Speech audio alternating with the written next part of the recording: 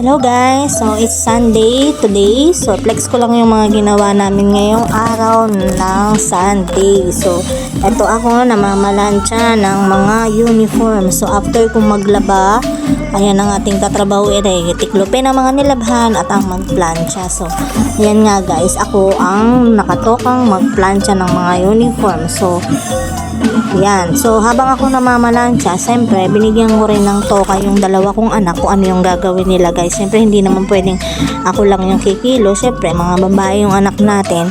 So, hindi sila kawawa kung tuturuan natin sila ng mga gawaing bahay, guys. Kasi, it's a big help din para sa kanila. Para sila matuto kahit wala yung mga magulang nila. So, may alam silang mga gawaing bahay.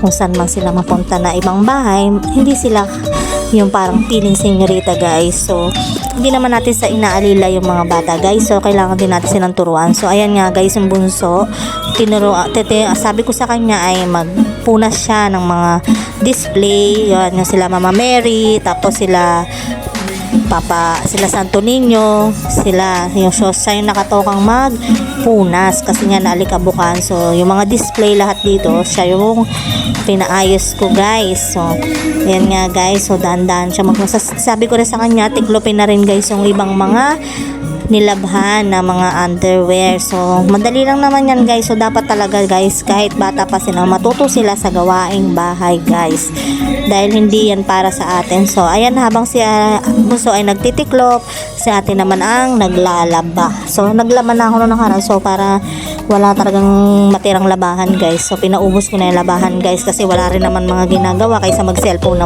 'di ba? So ayan nga guys, nagsampay na rin siya, guys, kasi pinalaban ko nga yung mga kumot at bedsheet namin, guys. So nagsasampay na si ate at tapos na siya. So wala na siyang gagawin after nyan, guys. So siesta time na, guys, 'di ba? So pag after nyan, guys, ito naman guys yung mga pinalansya kong uniform, good for 1 week, guys. So nakakapagod talagang maging isang nanay kasi after nyan plansyahin mo, pasukan na naman ng 1 week, and then after no, laban na naman ng 1 week. So ayan nga guys, yung mga pinalansya ko, guys. So after nun, guys, nga pala si bunso hindi pa siya marunong magsaing. So sabi ko tuturuan ko siya magsaing kasi nga nagmalansya ako ng marami. So hindi muna ako pwedeng magbasa ng kamay at baka mapasma ang lola niya, guys. So yan, tuturuan ko siyang magsaing. Sabi ko sa kanya, maglagay siya ng 2 takal. Tapos, ayan na nga, guys. Sabi ko, hugasan mo lang yung bigas. Sabi niya pa nga sa akin, guys, ma, sobrang weird. Hawakan yung bigas. So, natatawa na lang ako, guys. Kasi nga, first time niya talagang magsaing, guys. So, ayan nga, guys. So, 'di ba? Enjoy naman siyang maghugas ng bigas, guys. So, kailangan talaga, guys, matutunan nila yan kasi ganyang age din si Ate Ashley, no? Tinuruan ko na rin siya, guys. So kahit papano may mga alam na silang gawaing bahay.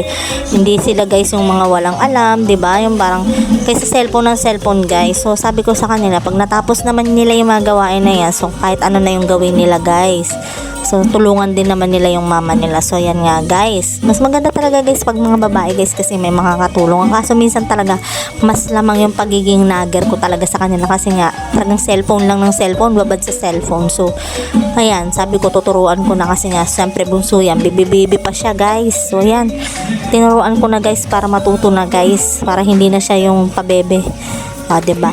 At least marunong na siyang magsaing, may fulfillment na siya, guys.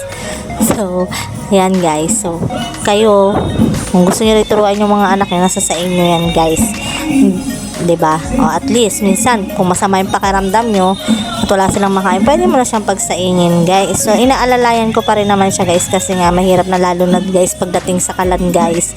So mahirap. So dyan, guys, sa part na sabi ko sa kanya, kapag kasasabawan na yung bigas, ipapatag niya na yung bigas, guys, tapos aanuhin niya lang ng daliri niya, sabi ko sa kanya, para sa sabaw, para hindi mahilaw or malugaw yung bigas. So ayan, guys, pinapatag niya na nga, guys. So pinapanood ko nga lang siya, guys, natatawa lang talaga ako, guys, kasi nga namamangha siya, guys, sa mga pinapagawa ko, guys. So yan, pinapantay niya ang bigas, mga sinaunang pamamaraan ng pagsaing, guys, pero hanggang ngayon ginagamit pa rin namin yan, guys. Sobrang effective naman, guys, so yan, 'di ba? Sabi ko sa kanya sa pangalawang guhit, so yan, nung okay na, sabi ko Okay na yan. So, takpan niya na. Tapos, isasalang na namin sa kalan. So, tuturuan ko rin siya magbukas ng kalan, guys. Hindi pa rin kasi siya nakaka-experience mag-ano ng gas. Siyempre, nakakatakot kaya, guys. Ipaano ang mga gas sa mga bata, 'di ba? Pero kailangan talaga aalalayan nyo pa rin.